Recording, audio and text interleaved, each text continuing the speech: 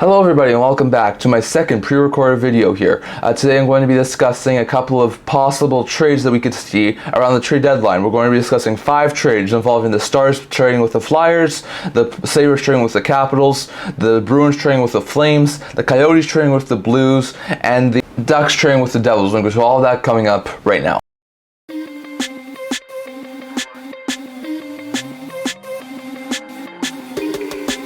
Hello everyone and welcome back to another video here at the Internet Hockey Channel. Before we begin this video, don't forget to like this video and subscribe down below. We have hit 200 subscribers. Thank you for all of your support. I would never have been able to do this with all of you guys, so don't forget to subscribe. But today we're going to be looking at 5 mock trades in my opinion that I think are very likely to possibly happen before the March 8th trade deadline. Now we've looked at this a couple of times. I did this a couple of times last year, just really quick fun things to do, especially given the fact this is a pre-recorded video. So I think looking at a couple of trades I think are very likely possibilities is really fun in my opinion, and I think you guys will like some of these trades. So first we're going to look at a trade between the Dallas Stars and the Philadelphia Flyers, and the trade is as follows. The Dallas Stars acquire Sean Walker from the Philadelphia Flyers in exchange for a 2025 second round pick and prospect Antonio Stranges. Now this is a really good deal in my opinion for both sides. If this were to come to fruition in real life, we know that the price tag for Walker is going to be a pretty darn high price tag. If the Flyers were to move him, he's a really decent top 4 defenseman.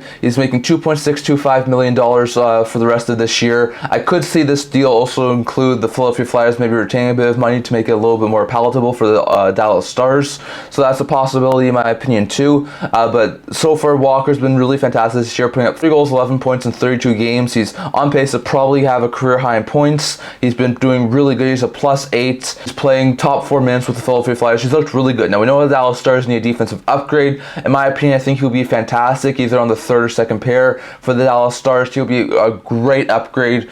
So the Flyers got a solid top 4 defenseman in Sean Walker who can play either side, who's shown he can play in top 4 minutes this year. So this is a really good pickup in my opinion for the Dallas Stars. So they get Walker. Meanwhile, the Philadelphia Flyers get 2 things for him. So this is a really good pickup. They get a 2024 second round pick from the Dallas Stars and prospect Antonio Stranges. Now the second round pick will be a really good addition to the Flyers draft cupboard for this upcoming draft, so that'll be a really good pickup there. I know it's not the first round pick that a lot of people are saying Walker could command, but I think a second round pick and a decent prospect is a little bit more likely than a first round pick, so that's a really good pickup in my opinion for the Philadelphia Flyers. As for Antonio Stranges, he was a 2020 4th round pick. He's a decent player. He looks to possibly eventually be a solid maybe 2nd, 3rd line forward. Definitely a good middle 6 forward. So far this year, has 6 goals and 13 points in 24 AHL games. He looks like a fantastic player for the Dallas Stars, but the Stars are already loaded with prospects. They have Bork, they have Stankoven, they already have a solid top 9 as it is.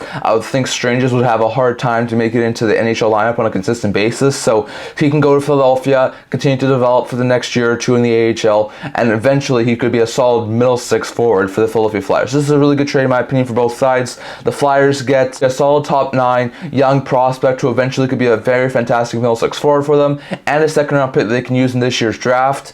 Meanwhile, the Dallas Stars get at least a very solid 3rd pair defenseman who they can use for their upcoming playoff run. So this is a really good deal in my opinion for both sides. I think the Stars get a really good defenseman who can help on their 2nd or 3rd pair for their playoff run, and the Flyers get a really good young prospect plus a 2nd round pick in exchange for that. So it'll be an interesting trade. But that's my first mock trade in this video. Now the second one is between the Washington Capitals and the Buffalo Sabres, and I have this trade as follows. The Buffalo Sabres will move Victor Olofsson to the Washington Capitals in exchange for forward Beck Malenstein and a 2025 3rd round pick. Now this is a decent trade for both sides. We know that the Capitals need some more goal scoring. Olofsson's a really good goal scorer. He can help on the power play units. He's a very good goal scorer, so I could definitely see the Capitals have a need for a guy like Victor Olofsson. If Backstrom's still in long-term injury reserve, they could probably make it work with adding his entirety of the cap hit. He's a really good middle 6 goal scorer. We know how the Washington Capitals needs goal scoring. Olofsson's a really good middle 6 goal scorer. He's shown that in the past couple of years. 2 years ago, put up 20 goals, 49 points in 72 games. Last year, 28 goals and 40 points in 75 games. So far this year, hasn't done overly well, only getting 4 goals and 12 points in 28 games. Been healthy scratched a couple of times too, so I don't think his long-term fits in Buffalo. I'm not sure if he'll even get the same cap hit of 4.75 that he's making right now. but I think he's still a really good offensive forward, and I think he could definitely be a very fantastic fit in Washington. Now, if Washington's still hovering around the playoff mark at the trade deadline, I think they could definitely go out and try and acquire this. Now, I think the Buffalo Sabres will be open to moving Olofsson, given the fact that he's not a long-term fit for them, and given the fact that they could definitely probably get something for him at the deadline. So I think this would be a very fantastic ad for the Washington Capitals, given the fact they need goal scoring, they need some help on the power play. He could be a fantastic fit on the Capitals, like second or third line on the second power play unit. He could really help the Capitals team get some more goals. So I think the Olofsson addition would be really good for the Sabres. They get a third-round pick in the 2025 draft, the Capitals' third-round pick, so that'll be a decent acquisition. It's a draft pick. It's not a horribly bad addition, and it could definitely help that team maybe get something else in the future. So I could definitely see that be a really good asking price for the Buffalo Sabres. And on top of that, they also get young forward Beck Malenstein. Now, Malenstein's UFA in a couple of years' time, I think, so he's not going to be a player who's going to possibly remain long-term, but he's a decent bomb six forward. He can play on the third, fourth line. He's a little bit more of a physical forward. He's got 6 points so far this year, 2 goals in 30 games, so he's not done overly good at producing, but he's still a really good bomb six forward. He can definitely play with a little bit of physical tenacity, and that's something I think that the Sabres are missing at this point in time. So they get a solid physical bomb six forward who could definitely be playing with that team for possibly the next couple of years, and a third-round pick that they could use to possibly get something else in the future in exchange for a forward that they're not playing on a consistent basis and they don't have much of a future with. So this would be a win-win trade in my opinion. The Sabres will get a young forward where they could use in their lineup for the time being, and the pick that they could use to try and improve their team elsewhere down the road. And in exchange, the Sabres give up the Washington Capitals a scorer that they really, really need. So this will be a really good win-win trade in my opinion for the Capitals and the Sabres. Next will be a trade between the New Jersey Devils and the Anaheim Ducks I could see happening before the trade deadline. And the trade is as follows. The Anaheim Ducks trade the New Jersey Devils John Gibson with $400,000 of his contract retained, so an even $6 million will go to the New Jersey Devils in exchange for Vanecek, prospect defenseman Daniel Messiul, and a 2025 second-round pick. Now, this is a really good trade in my opinion for both sides. Now, for the Devils, we know they need goaltending help badly. They're not doing overly well on the goaltending side right now. Vanecek and Schmid are not holding up their end of the bargain. They're not doing as good as they were last year when they were a top-end Metro Division team. They could definitely use some more help on that team. So if they're looking for some goaltending help, I think Gibson will be a fantastic addition. So far this year, he's put up a 2.85 goals against average and 906 save percentage in 21 games. Those are his best numbers in quite some time, his best numbers since the 18-19 season at this point in time. So he's doing quite well, even though the Ducks are not doing overly well. We know that Gibson would probably want to go to a contender. He wants to play for a Stanley Cup. I know there's been a lot of talk that maybe Gibson gets moved, maybe Gibson doesn't get moved. I still think Gibson will get moved at some point. Now, whether this is an in-season trade or a trade that happens in the offseason is yet to be seen, but I could see this trade happen in season just given the fact of the amount of teams who need goaltending upgrades. So I think there'll be a lot of interest in a guy like John Gibson with guys like Connor Hellebuck now off the market, and I think Gibson could be a really good fit with the Devils. So I have him going to the Devils at an even $6 million cap hit to sort of stabilize their goaltending. They could have a Gibson-Schmid tandem for their playoff run for not only this year but for years to come. Gibson could be a good 1A, Schmid could be a good 1B, and they could run with that tandem for the next couple of years, which would really stabilize their goaltending position. In exchange, the Devils give up a few pieces. They give up a 2025 second-round pick, which I don't think is overly surprising. They're in a position right now to be a playoff team, be a cup contender. I don't think they would be overly opposed to moving a second-round pick in a year's time. They would also move Vanecek. Now, Vanecek has this year plus one more season at a $3.4 million cap hit. He could be a short-term stopgap tandem partner for Lucas Dostal. I know Dostal is the future net, but I think it could definitely still work in a tandem. So the Ducks could have a Vanecek Dostal tandem for at least the next year, and then maybe they either walk away from Vanecek or keep him. But that would be a really fantastic tandem, in my opinion, with Dostal and Vanecek and net for the Anaheim Ducks. No, they're not a playoff team right now, but I think that could be a really decent tandem for the next year. And then they also get prospect Daniel Messiul. Messiul was a 2019 third-round pick of the New Jersey Devils. He looks like a really good young prospect defenseman. He had 3 goals, 9 points in 22 AHL games in his first season in North America. I think eventually he could develop into a really good second pair defenseman. Now, the Devils have a really deep defensive group, especially with guys like Nemec and Hughes on it. So they don't really have a whole bunch of room for some of their other top prospects. Another guy who's going to be an NHL defenseman in New Jersey will be Seamus Casey. So with all the other guys that they have on the defensive end, they don't have possibly much room for a guy like Daniel Messiul. So I think they could try and move Messiul to another team to try and improve their team, sort of like they did with Muka Hamadulin last year when they acquired Myers. So I could see Messiul be a really good player and a player who the Ducks could target. So in my opinion, the Ducks get a second-round pick, which is another add to their draft capital, a decent stopgap veteran goaltender who could definitely work well with their style in a tandem for the next year and a half, and a good prospect defenseman and a Messiul, who I think could definitely eventually be a solid second pair defenseman. And in exchange, the Devils upgrade their goaltending with a Gibson-Schmid tandem. So that would be a really good job, in my opinion, for all these teams. For the Ducks to get a solid haul for a Gibson, who probably doesn't want to be in Anaheim anymore, and the Devils get a really good goalie upgrade on Vanecek. So that's a really good move, in my opinion, for both these teams. Next is a trade, a huge, monumental, blockbuster trade that I could see happen between the Boston Bruins and the Calgary Flames. The trade is as follows.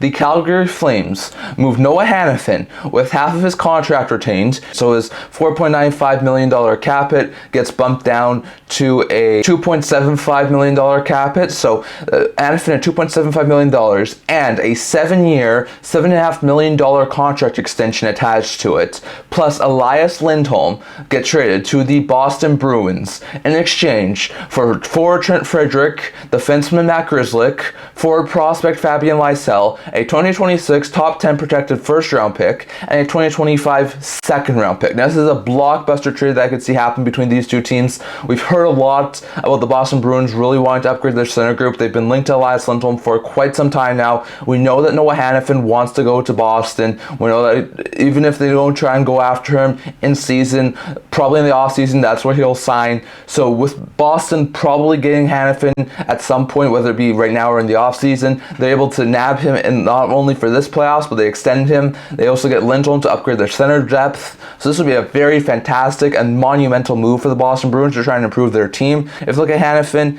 he's a top pairing left shot defenseman. In Boston, he'd probably be on the second pair behind a guy that's like Hampus Lindholm and Charlie McAvoy. So he would be a decent second pair of defensemen. So far this year, has 17 points in 33 games, on pace to probably hit right around his point total from last year, where he had 38 points in 81 games. He's, like I said, a really good top player defenseman. He can play second power play minutes. He can play decent penalty kill minutes too. He's a really good top four defenseman, someone the Bruins really like, and someone who really wants to go to the Boston Bruins long term. So if they're able to make this move, Flames retain half of his money for the time being. They're able to move him out of the conference, and he gets to sign a long-term extension with the Boston Bruins before free agency. So that would be a really good win there for the Boston Bruins.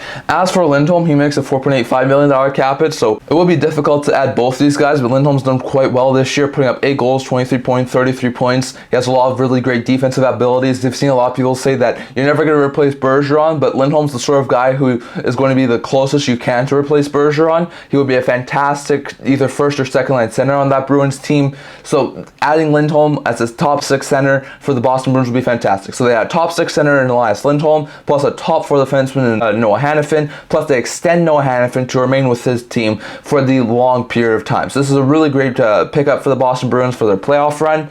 In exchange, the Calgary Flames get a lot of pieces. First will be Trent Frederick, decent bottom 6, hard-hitting forward, signed for this year plus next year a $2.3 million cap hit. So far this year has 7 goals, 13 points, 30 games played. He's on pace to hit right around where he had last year. He's a consistent 30 to 35, 40 point player. He can definitely put up somewhere between like 15 and 20 goals for a team, and he fits the sort of thing that the Calgary Flames are sort of going after, which is another young forward. So he could be a very fantastic third line forward, in my opinion, for the Calgary Flames. So he could be a really good addition there, and plus he's not only signed for this year but next year too, so sort of like Sharon Govich, he'd be a really fantastic bottom 6 forward. They also acquired Matt Grzelcyk, final year of a $3.6 million deal.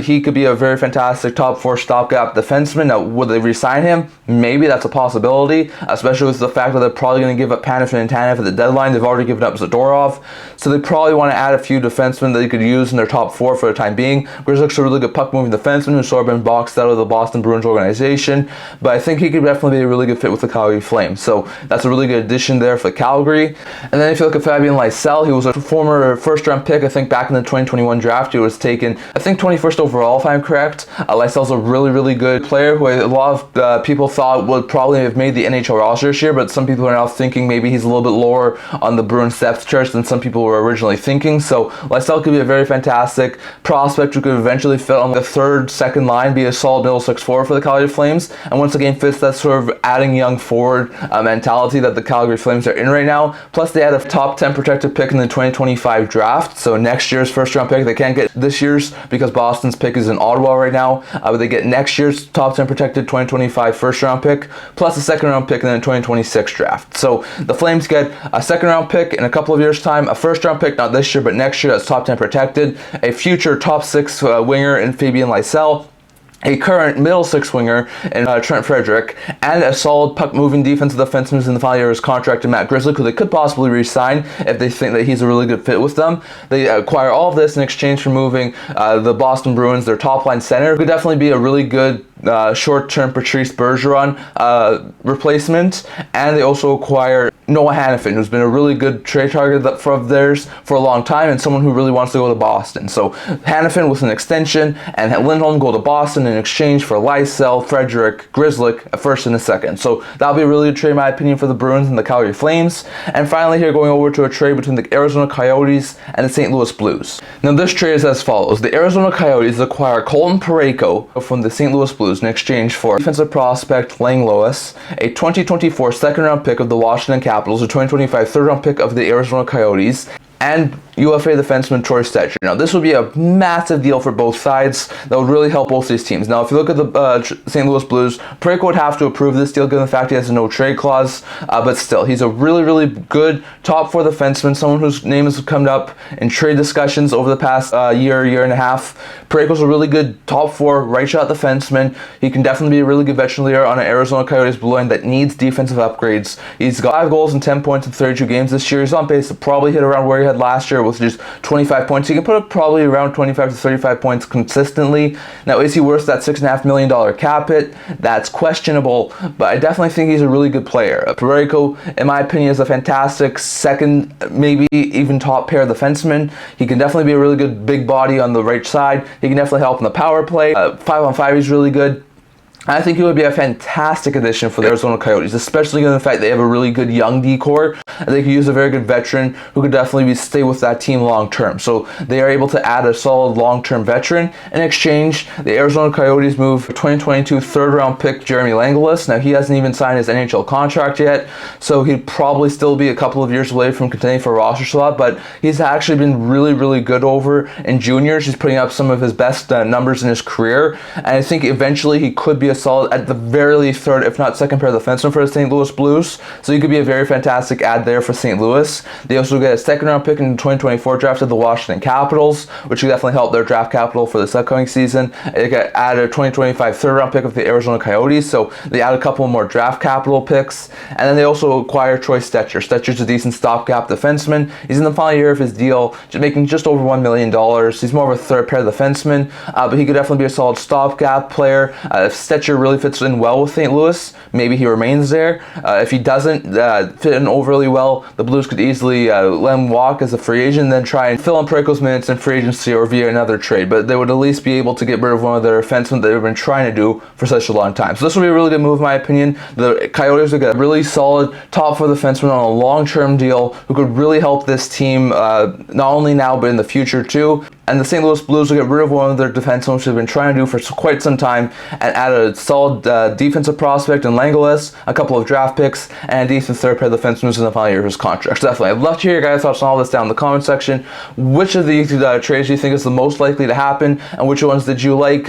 Walker to Dallas for Strangers in a second round pick. Was it Olofsson to Washington for Malenstein and a third round pick? Was it Boston acquiring Lindholm and Hanifin, with Hanifin having an extension and 50% of his contract retained? For Frederick, Grizzly, Lysell, a first and a second. Was it Gibson being moved to New Jersey for Misuel, Vanecek, a second round pick? Or was it Arizona who acquires Parayko in exchange for Langlis, a second, a third round pick, and Stecher? So it will be interesting to see. I think all these trades are very likely to happen by the trade deadline. I'd love to hear your guys' thoughts on which one do you think is the most likely. Parayko to Arizona, Lindholm and Hanifin to Boston, Gibson to New Jersey, Olofsson to Washington, or Walker to Dallas. Definitely love to hear your guys' thoughts on all of that down in the comment section below. But that's what I'm going to talk about for today. Remember to like this video, and if you're like, remember to subscribe down below. We have hit 200 subscribers. Thank you for all your support. I would never been able to do with all of you guys, so don't forget to subscribe so we can hit up to 250 subscribers. I also have a blog talking about news, rumors, analysis, stuff like that, so definitely check that out. I'll leave links to that in the description below. And once again, this is my second pre-recorded video, so Merry Christmas to all of you guys, and I can't wait to see you guys all for whatever my next video is. See you guys soon.